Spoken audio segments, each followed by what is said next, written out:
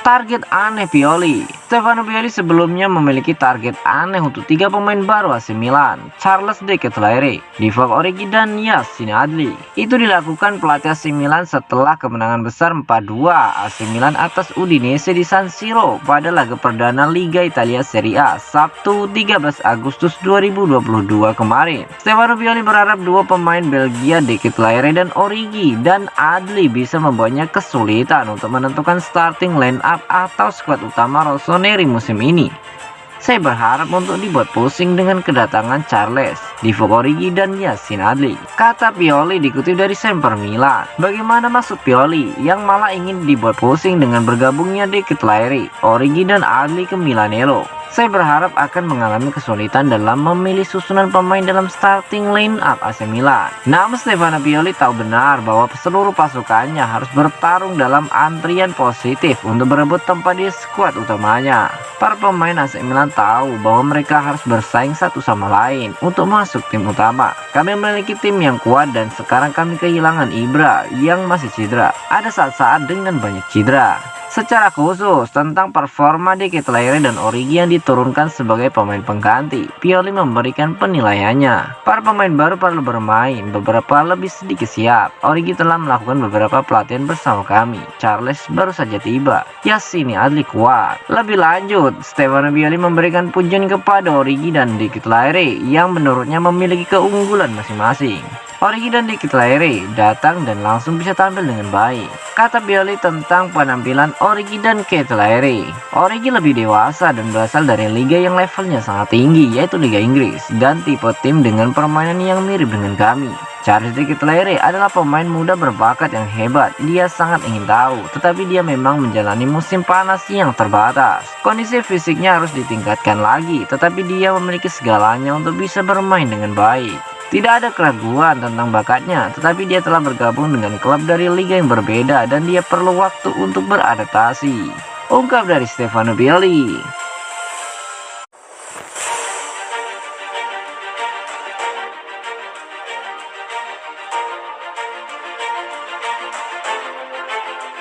Fode Ballo-Touré menolak dibuang AC Milan.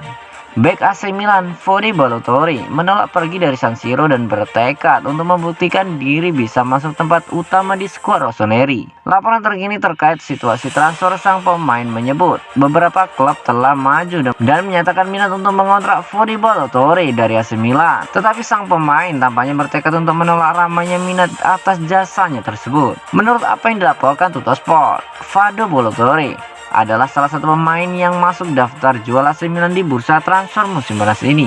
Bek sayap timnas Senegal itu hanya mendapat waktu bermain yang sangat sedikit musim lalu. Hal itu bukan hanya karena Theo Hernandez tampil impresif dan mendapat tempat utama di posisinya, melainkan juga karena Fode Ballo-Touré kalah saing dari Alessandro Florenzi dan Pierre Kalulu yang bahkan bisa bermain di posisi wingback left. Menurut surat kabar itu, situasi Ballo-Touré telah menarik perhatian beberapa klub Liga 1 serta minat yang lebih konkret dari Trabzonspor. Namun niat tim dari Liga Turki itu bagaimanapun langsung ditolak oleh sang pemain. Mantan pemain AS Monaco itu menolak, menyerah dan ingin tetap dan berjuang untuk mendapatkan tempat utama di skuad Rossoneri.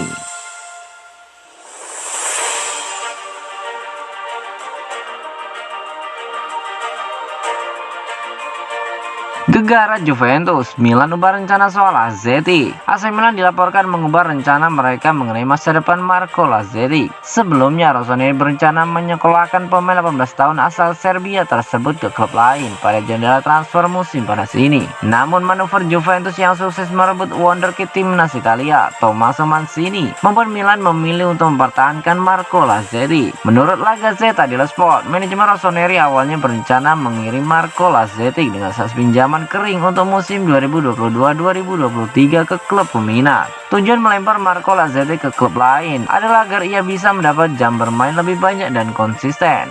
Di Milan, tercatat Marco Lazetti cuma tampil 1 kali dalam hitungan menit sejak dia tiba Januari lalu dari Red Star Belgrade dengan bandrol harganya hanya di bawah 5 juta euro. Langkah AC Milan mempertahankan Marco Lazetti membuat Cagliari, Empoli, Spezia, dan Torino kecewa. Dilaporkan, keempat klub Liga Italia itu sangat mengincar bakat pemain yang digadang sebagai wonderkid dari Eropa tersebut. La Gazzetta dello Sport menulis Marco Lazetti akan tetap bersama AC Milan musim ini dan rencananya dimainkan bersama tim Primavera Rossoneri di bawah asuhan pelatih baru Ignazio Abate. Strategi ini dibumbui niat untuk bisa memanggilnya ke tim senior AC Milan di situasi yang tepat dan dibutuhkan. Perubahan strategi AC Milan ini merujuk pada gagalnya Rossoneri merekrut Tommaso Mancini dari Vicenza, di mana sang pemain malah memilih Juventus.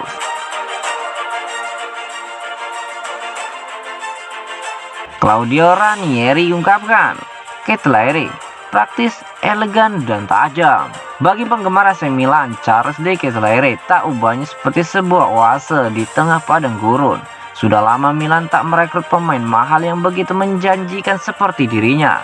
Untuk bisa mendatangkannya, Paolo Maldini harus bekerja ekstra keras. Selain alotnya, klub rugi untuk menurunkan bandrol harga Charles De Ketlere. Minat tim Liga Inggris Leeds United semakin membuat transfer ini kian runyam.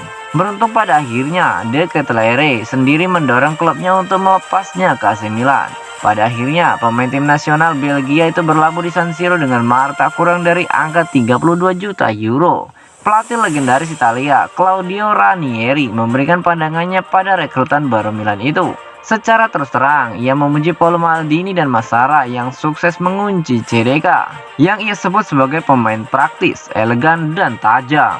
Milan memiliki kemampuan untuk bermain dengan baik dan memainkan permainan mereka dengan hati. Beberapa kesalahan bisa dimaklumi karena kami baru di awal, tapi naskahnya sama, sepak bola yang bagus. Tutur Ranieri untuk Messaggero. Saya sangat menyukai De Ketlere.